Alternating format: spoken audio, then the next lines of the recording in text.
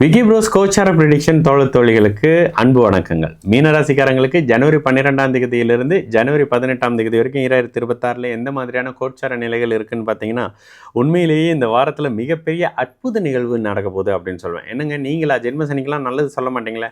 உள்ளதை சொல்லுவாங்க, நல்லது சொல்லுவேன் அப்படின்னு இல்லை. எப்பொழுதுமே ஜாதகத்தில் கோச்சார நிலை என்ன இருக்கோ அதை சொல்லணும்ல.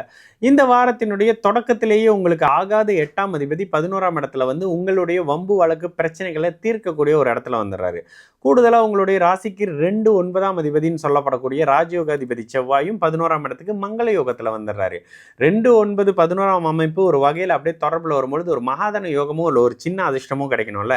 உங்களுடைய பிறந்த ஜாதகத்துக்கு ஏற்ற மாதிரி உங்களுடைய வயதுக்கு ஏற்ற மாதிரி இது ரெண்டையும் நோட்டீஸ் பண்ணுங்க. எனக்கு ஜாக்பாட் கிடைக்கலன்னா கேட்காதீங்க. உங்களுடைய வயது எனக்கு 5 வயசுங்க, எனக்கு 10 வயசுங்க, உங்களுக்கெல்லாம் ஜாக்பாட் கிடைக்காது. ஆனால் உங்களுக்கு தேவையான விஷயம் ஒன்று கிடைச்சா சந்தோஷப்படுவீங்கல்ல, அந்த மாதிரியான சில அமைப்புகள்லையும் மத்தியம வயதில் இருக்கிறவங்களுக்கும் சரி பெரியவர்களுக்கும் சரி இந்த வாரத்தில் அதிர்ஷ்டம் சற்று கை கொடுக்கக்கூடிய ஒரு வாரம்னு சொல்லுவேன். நீங்களாம் அதை சொல்ல மாட்டீங்களேன்னு என்ன பண்ணுறதுங்க? நல்லது இருந்தால் நல்லது சொல்லணும்ல.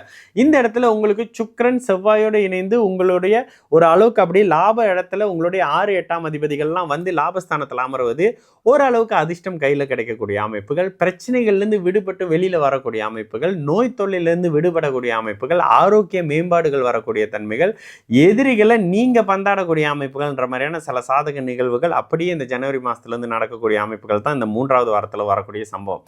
வரக்கூடிய இந்த தை மாதத்தில் மிகப்பெரிய நல்ல தன்மைகள் அடுத்தடுத்து இருக்க போகுது. ஒரு சிலருக்கு கல்யாண அமைப்புகள் வரப்போகுது, ஒரு சிலருக்கு குழந்தை தன்மை, குறிப்பாக பெண் குழந்தையை எதிர்பார்த்துட்டு இருந்தவங்களுக்கு இந்த வாரத்திலேயே நற்செய்திகள் வரக்கூடிய அமைப்புன்னு சொல்லி மீன ராசிக்காரங்களுக்கு உண்மையிலேயே இந்த வருடத்தினுடைய மிகப்பெரிய தொடக்க இனிய நிகழ்வுகளாக 12லேருந்து 18ஆம் தேதி வரைக்கும் ஜனவரி 2026 இருந்து தாங்க ஆகணும். கோச்சார நிலை அந்த நிலையில் இருக்கு.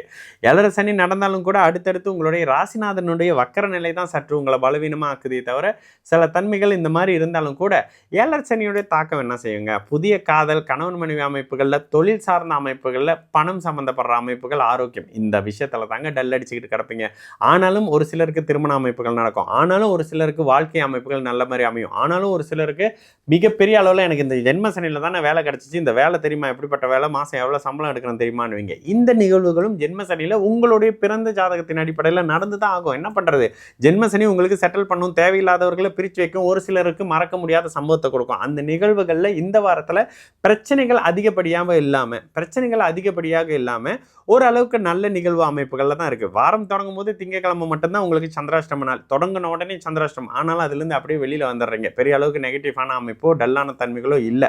அப்போது ஒட்டுமொத்தமாக மீனராசிக்காரங்களுக்கு ஜனவரி 12ஆம் தேதியிலிருந்து 18ஆம் தேதி வரைக்கும் 2026 சாதகமான தன்மைகள் சற்று அதிகமாக இருக்கிறனால நன்கு பயன்படுத்திக்கக்கூடிய ஒரு வாரமாக நிச்சயமாக அமையக்கூடிய ஒரு இனிய வாரம் மீனராசிக்காரர்களுக்கு.